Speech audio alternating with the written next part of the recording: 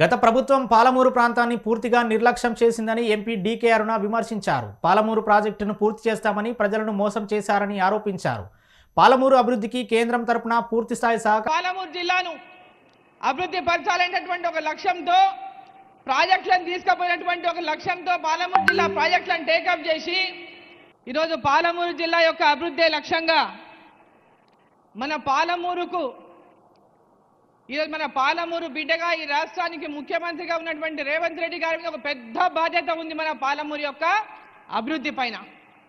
గతంలో ఎవరు ముఖ్యమంత్రులైనా ఏ జిల్లా వాళ్ళు ఆ జిల్లాకు చేసుకోవడం, ఏ ప్రాంతం వాళ్ళు ఆ ప్రాంతానికి చేసుకోవడం, ఆ ప్రాంతాల అభివృద్ధి కానీ మన పాలమూరు జిల్లాని ఎవ్వరు కూడా పెద్ద ఎత్తున ఈ కరువు జిల్లాను అభివృద్ధి పరచాలనేటువంటి ఆలోచన ఆనాడు ఎవరికి లేదు. విద్యలో కానీ, వైద్యంలో కానీ, ఇన్ఫ్రాస్ట్రక్చర్లో కానీ.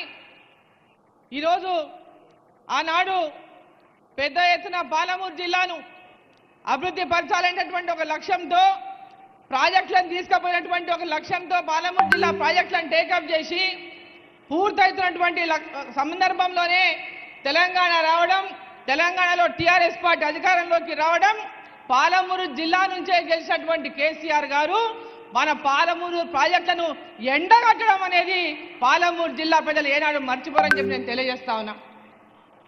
పాలమూరుకి ఈరోజు ముఖ్యంగా పాలమూరు జిల్లాలో పెండింగ్లో ఉన్నటువంటి ప్రాజెక్టును పూర్తి చేయలేదు. పాలమూరు రంగారెడ్డి ప్రాజెక్టును ఆనాడు వెనుకబడిన జిల్లాలో పాలమూరు రంగారెడ్డి ప్రాజెక్టును టేకప్ చేస్తేనే తప్ప పాలమూరు జిల్లా మొత్తం సస్యశ్యామలం అవుతుంది.